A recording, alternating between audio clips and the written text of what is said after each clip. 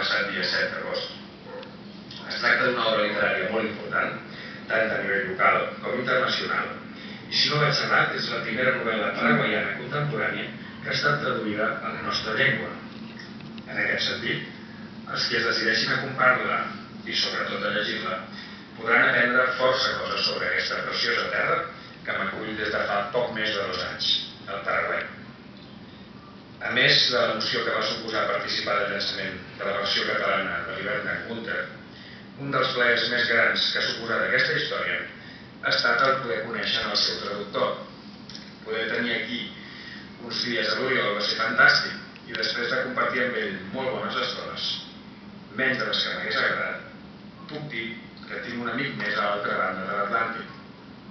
Moltes gràcies, Oriol, per convidar-me a participar d'aquest acte. Moltes gràcies a la resta de ponents que estan participant d'aquesta presentació i també moltes gràcies a tots els assistents, especialment als que us conec personalment, aprecio i estimo de tot cor. Si un dia us decidiu a passejar per aquestes contrades, no dubteu en contactar amb el Centre Català d'Assumpción. Us prometo que us hi trobareu com a casa. Fins la propera.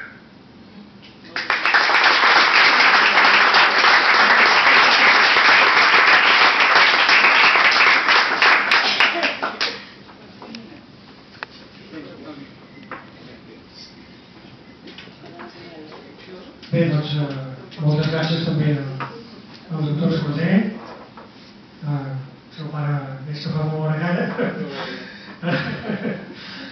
Bé, com us he anunciat al començament, ja us faré una petita dissertació sobre el invierno de Gunther, sobre l'hivern de Gunther i sobre Carmelo Marcos.